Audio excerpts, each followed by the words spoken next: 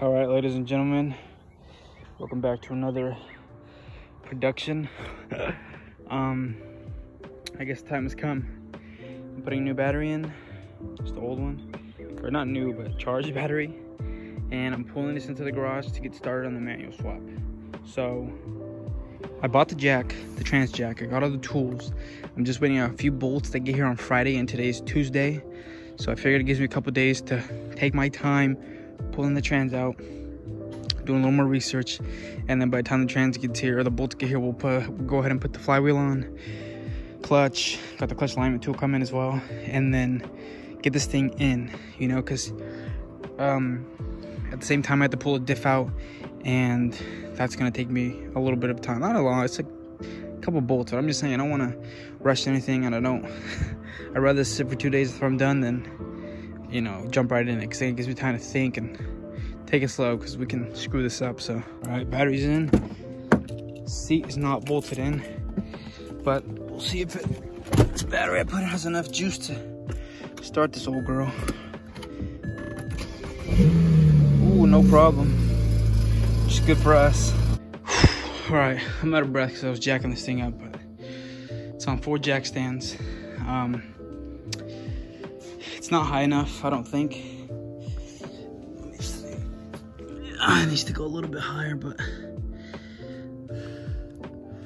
don't know what I did wrong, but I'll show you guys something crazy in a second. Actually, I'll show you guys now. So whatever I'm doing, I gotta make sure I do it right, because check this out. I don't think your car's supposed to do this on jack stands. Y'all see that? That's crazy. So let me go and adjust them more, because I think one of them's on a smaller tooth. That's why it's rocking back and forth. Plus, I don't think it's even high enough. We gotta max these puppies out, and then of course I'm gonna stick all these wheels under it just in case it did fall. It wouldn't crush me, you know. You guys want to see any more videos? All right, so that's officially in the air. All 4 jack stands. I did put tires under there.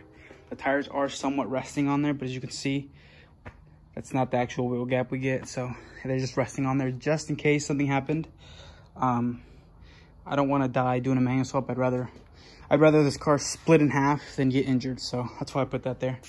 But besides that, we do have enough room. It is pretty straight, as you can see. It's actually straight, perfectly straight. So we do have a lot of room under here. It is enough to work under. It's enough to get the trans jack under there, and should be enough to do everything we need to do. So pretty excited. This thing's about to become my dream car, you know, because not dream car, but become my, well, yeah, dream car, but to, you know, everybody has certain level mounts and levels of dreams. This is one of my short-term dreams, getting out of the manual N54.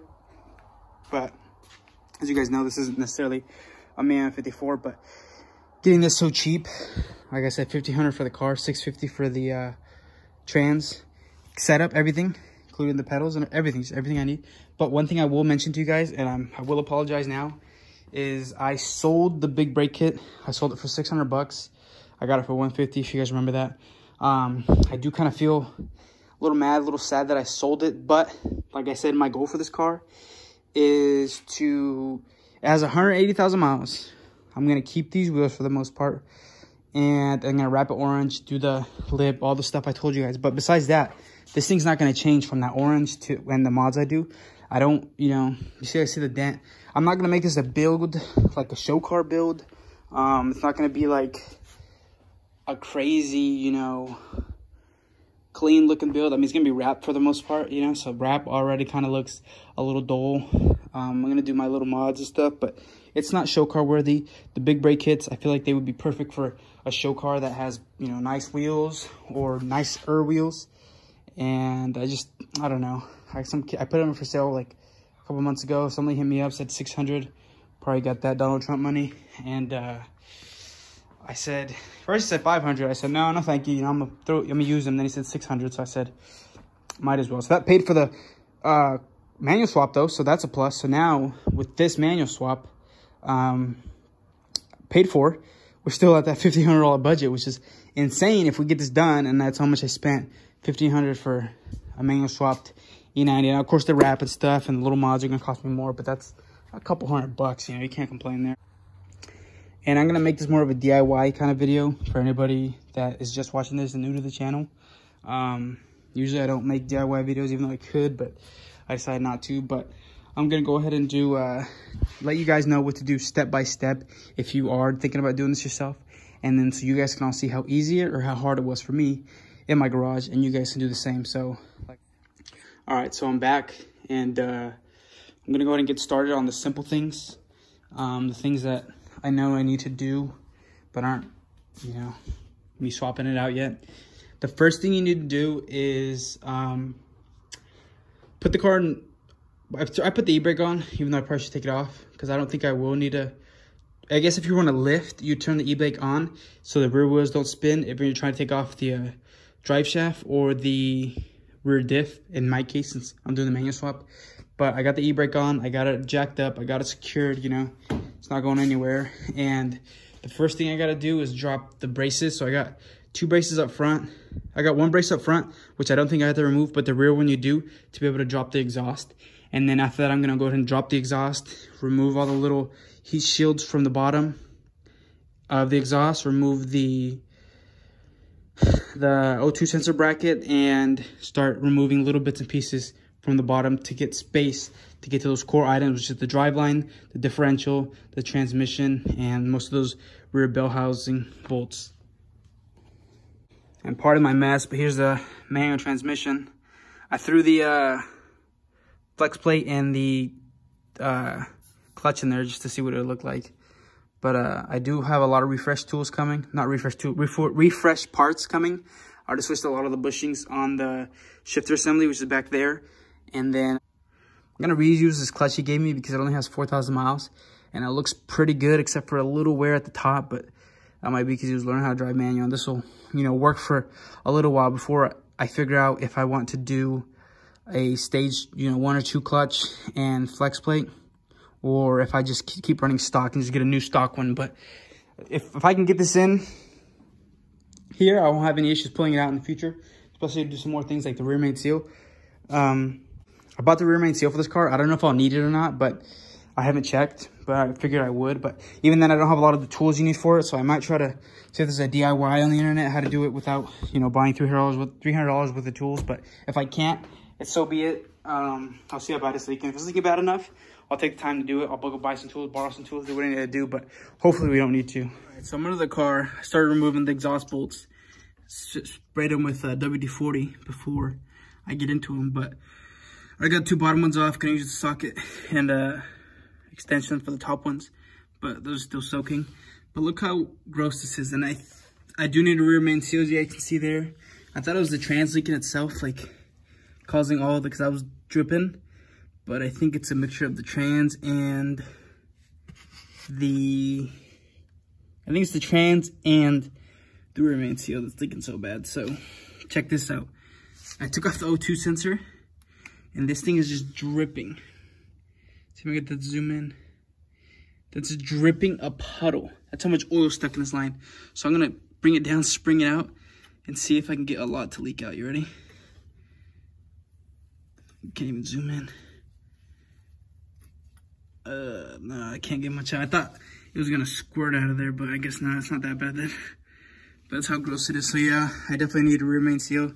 Good thing is I ordered that kit so I could do it, or I ordered the seal, so I just need to see if I could borrow some of these tools, because I know there's a lot of BMW guys around here, or buy it, which is gonna kind of suck because everything's slow because of the quarantine shipping, but gotta do what I gotta do. I got all 4 of the exhaust bolts off from the downpipe to the exhaust, and then I got the exhaust bracket off, which is right there, which connects to the transmission.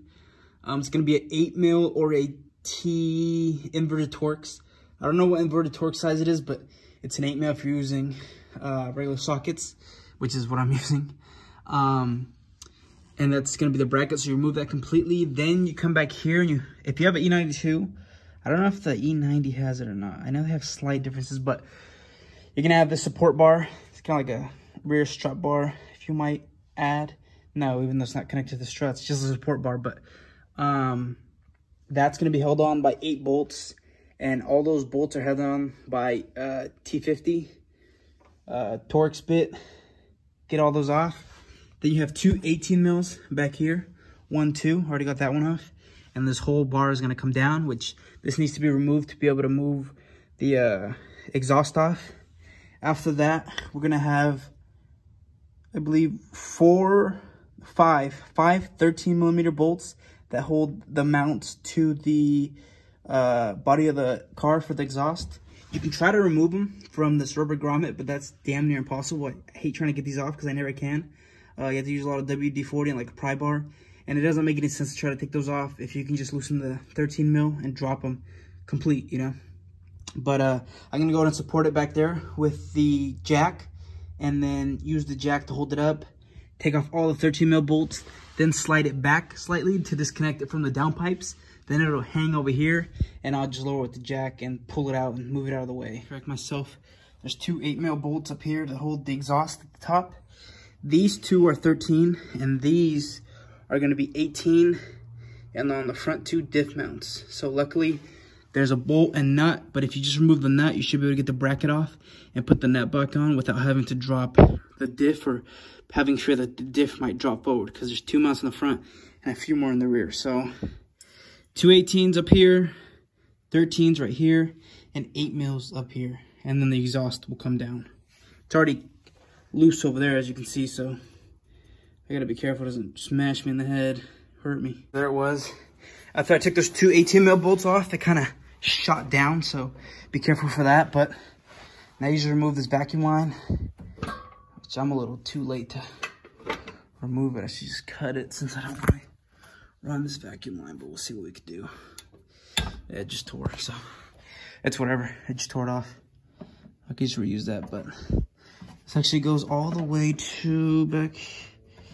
Where does that go? I think this is the one that runs all the way to the engine bay. I'm not sure, but got that off. That's for the exhaust flange for the actuator for when you're doing loud revs or not. I want to delete that. Well, actually, I'm going to do a muffler delete, so it's going to be gone anyways, but and after that, as you can see, I got it on the jack, so I'm going to lower the jack, and it should come all the way down without needing a second person or without busting your head open. So that's out of the way. I'll drag it out of here and start removing the heat shields. Not these, but the ones over there for the transmission tunnel.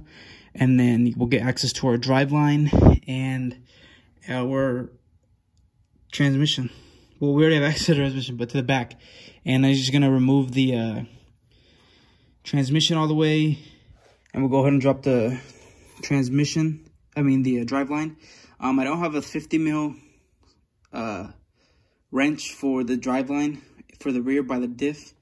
But my idea was to just drop it all together, disconnect it from the transmission, and then take out the mounts, take out the axles, and then drop the diff with the driveline connected, because that's the way my swap is, because I actually got the diff as well for my swap. So I don't know what the ratios are, but I know that if you want to do it, more legit, you get the diff. So I have the diff, so I'm just going to do it that way, and then we'll have full access to the transmission, and we'll start working on dropping that transmission. All right, here's our exposed drive shaft. I got the shields off. A couple 10 mil, a couple 8 mils. No biggie. Just kind of wiggle it out. These kind of tuck into the shield down here, and you got to kind of wiggle it out. But besides that, here's our drive line. You have the 18 mil bolts, 18 mil bolt with the 18 mil nut on the back, and you got to get these off. In order to stick something back there, you will need to drop the drop the transmission mount, which when you do that, you will need to drop something like, I'm putting a jack stand under there, just so when it comes down a little bit, it'll catch it, because it can flex pretty far with just the motor mounts holding it over there. So I have this like this. I'm going to put the jack there, and then if I need to, I can put in a jack and put it back under, because this trans, I don't care about it at all. I don't care if this plate cracks. I don't care if I damage it. It's going in the garbage because it has that slight, well, it might not go in the garbage, but I might give it away or do something along the lines of that. Just give it to somebody who can fix it or needs it, or might be low on, I don't know, I just don't care. So I'm just going to put this there. If it puts a crack in or anything like that, it's whatever, except for the mess it'll make, I guess, right? But then you're going to remove that. You got two 13 mils up here. We're going to get these off. Then you have, I I believe another set of 13 millimeters for the mounts. And these are two 13 millimeters. I don't know if you need to hold the top to get the bottom off. I'll find out and I'll let you guys know. But you would need to remove that so you can get to the bolt back here. Hold the nut. Take the bolt off. These are very tight. You have to use a breaker bar to at least get them loose. Unless you have a strong arm and a decent size 1/2 wrench. But after that, we'll get this out, slide it out. I'll work on the diff. I'm going to go ahead and remove the mounts, pull the diff out, get all the axles off, and then go ahead and drop the driveline and the diff and have the axles hanging, and then start to work on the bell housing bolts. Someone on the forum I read, they said it's easier if you do it from up top. You remove the top ones, like the starter one, and there's a couple more along the top, which made sense, you know, to try to get those. But I don't know if you need to take the intake off. We'll take a look right now. Hopefully you don't, because it just adds to your work. But I guess, you know, it is what it is for doing it at home in your garage. So we'll do that, and then we'll start to get to the bottom ones and slowly start to pull this puppy out. All right, so after you remove the mounts, which will be these 13 mil bolts, they have a little grommet, let me explain it. They have this little groove down here that'll be on the mount, so you don't need to hold the top 13 mil. It'll just loosen, and the top has that little grommet there too, so when it's sitting up there, you won't have to loosen that either. You won't have to hold it down. So these mounts will come out. Well, they won't come out. Like, you just take the mount off. You either undo it from the top or the bottom, and if you do it from the bottom, the mount will come off. These will stay. If you do it from the top, you know, you get the point. So then after that, I have this, you know, hoisted here. As you can see here, this is the amount of play that you get. So if I were to just put nothing there, I don't know how much it would sag, but probably would be a scary amount. So I have the motor mount there. I mean the jack there. Then you want to start taking these bolts off.